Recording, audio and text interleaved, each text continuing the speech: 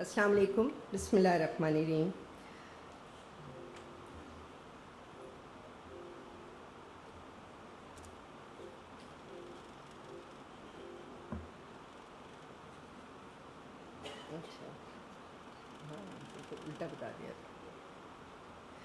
So I have no financial disclosure. Okay. So 12 minute में क्या बोला जाए? So this is what I'm going to talk about, because children are very different from adults, and they are different in neonatal period, they are different in ये automatic हो रहा है.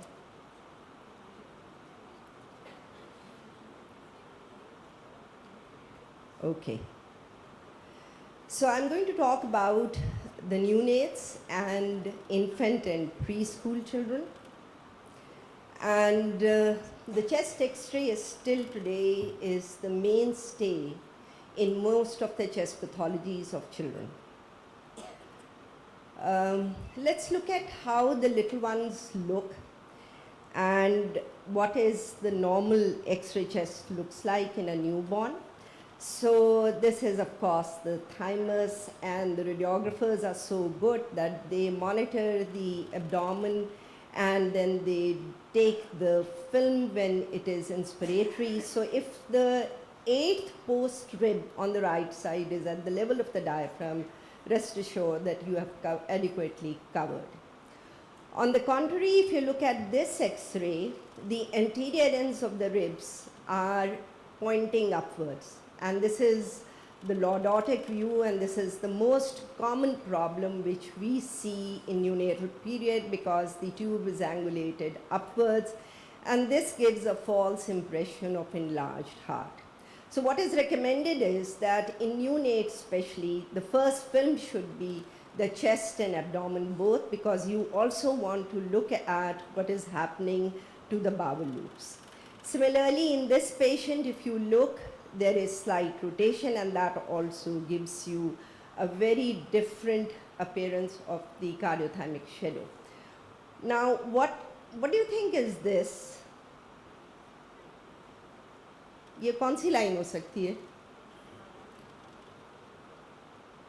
So this is umbilical venous catheter, and जज्बाती हो गई मैं.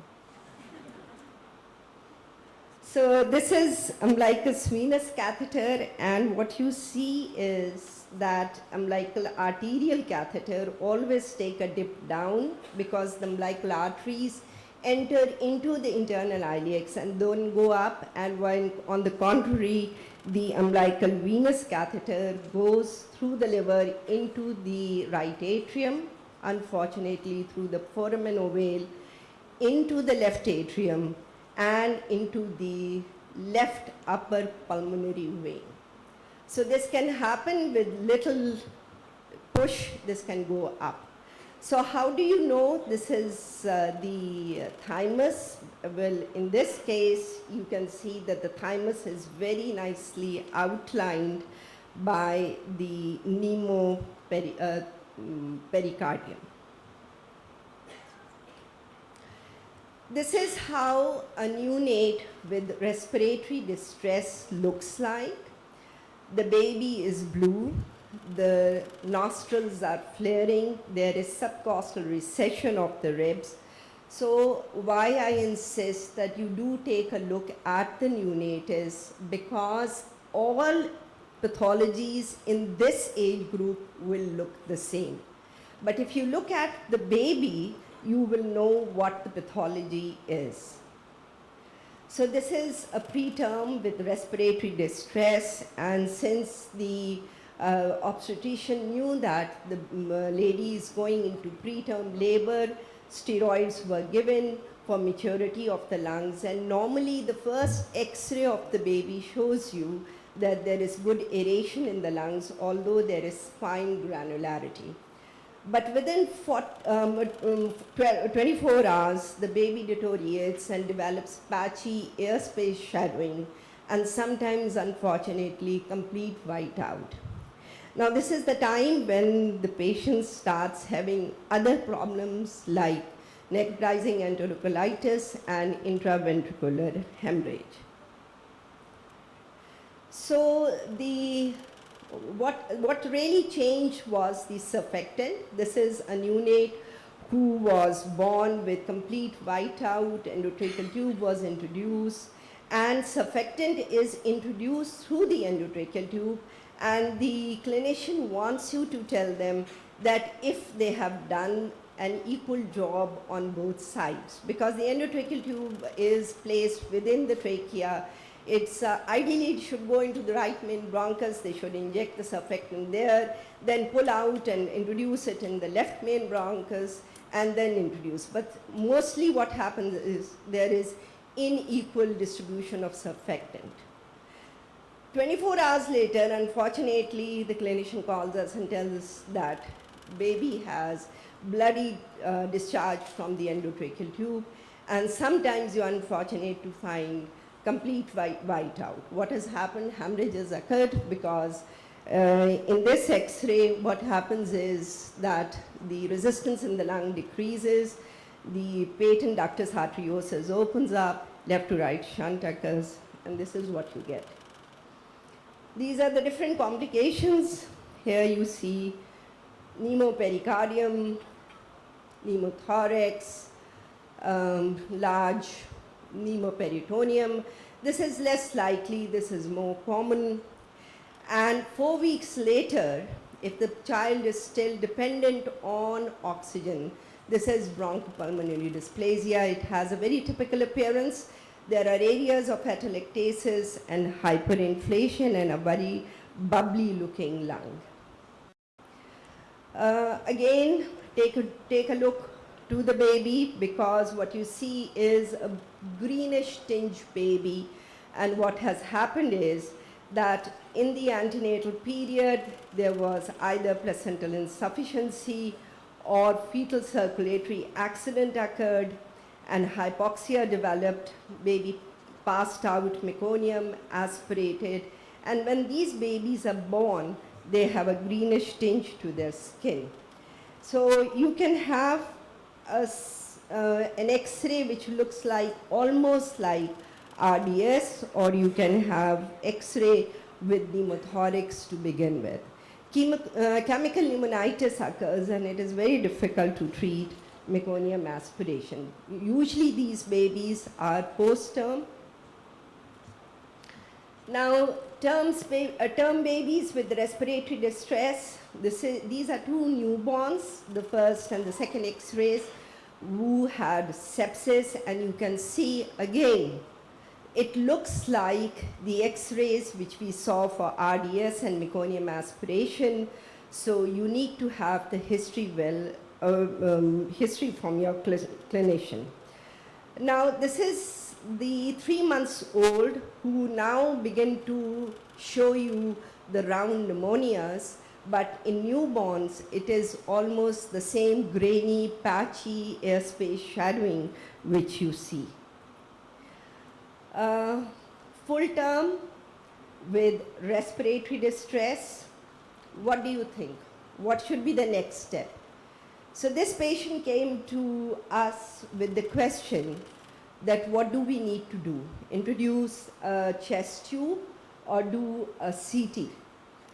Unfortunately, before we could intervene, a chest tube was introduced. However, after consultation with us, CT scan was also done, and this is typical congenital lobar emphysema. So one of the two conditions, surgical conditions, which can present with respiratory distress. Similarly, this patient was antenatally diagnosed, and this was diaphragmatic hernia, underwent surgery, unfortunately did not do well, although the surgery was successful. And the reason for this is because their lungs are very underdeveloped and it becomes very difficult for them to survive. So nowadays what they do during the antenatal ultrasound, they try to give a ratio of the lungs And that tells you the outcome of these babies. Do look at the babies again. Typically a newborn or an infant with infection will have this kind of an appearance with hunger for air, and while the infants typically have the running nose and they're in distress, and these are the little babies who are presenting to us with viral infections, and the respiratory syncytial virus is the most common, and 3 to 6 months is the period when they present most, but up till 2 years they'll keep coming back with signs of bronchiolitis. So there's a lot of debate whether we should do an X-ray in these children or not. Of course, factors predisposing children to airway compromise, you can imagine the airway is very small compared to the adults, and a little bit of thickening or mucus production can result into complete collapse and atelectasis. So this was all 8 months old who was referred to our ER with the question of whether the baby has mediastinal mass or has cardiomegaly. And very simple measure can be done. Just invert the X-ray. Just invert the X-ray, which shows you very well the outline of the heart and shows you this is separate. And then if you look very carefully, this has an undulated margins, the triangle over here, typically a thymus. The outcome was very good. The baby was discharged after this X-ray. Again, fever and cough for 3 days, less than 1 year of age. So the first thing they develop is obstructive emphysema, because the airway acts like a ball valve mechanism. They can take in the air, but they cannot expel it. So these are pictures, X-rays taken in supine position, and imagine the amount of air already present. And as peribronchial cuffing increases, what happens is that atelectasis develop, but this is where you have to differentiate whether bronchopneumonia is developing now or not. So fever, cough, and wheeze, if it's more than 2 years and there is bronchial wall thickening only, this is lower respiratory tract inflammation. But if there is bronchial wall thickening along with hyperinflation, then this is reactive airway disease. So when you're reporting your X-rays, if it's less than 2 years, do not use the word reactive airway disease.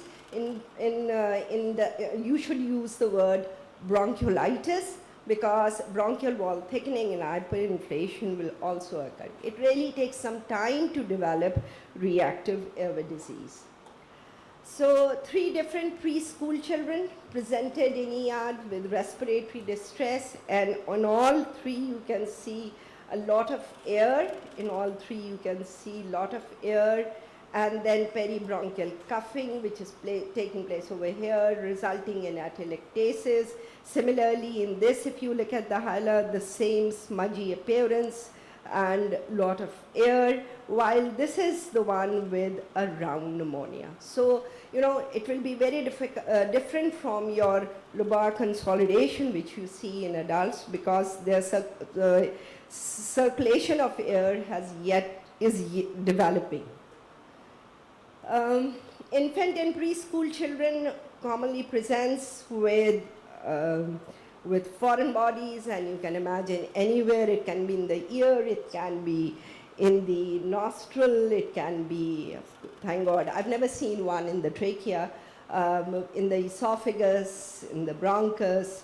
So this is the most dangerous one, because it can result, Betry cells can result in erosion within the nostril as well as in the esophagus. So my take-home message is life-threatening conditions of chest in children may present with non-specific respiratory symptoms. Do talk to your clinicians. Do ask them what is happening. It is very nice if you're in the hospital to go and take a look at the baby. And of course, your imaging and diagnosis plays an important role. And of course, we need a multidisciplinary approach. These are few of the pictures. I requested my clinician that, you know, our neonatologists and different pictures from the same hospital. Doctor Azeem ने बहुत ज़ोर से कहा था कि जल्दी ख़त्म कर दीजिएगा, इसके नीचे भी बहुत अच्छी तस्वीरें हैं मगर दिखा नहीं। Thank you.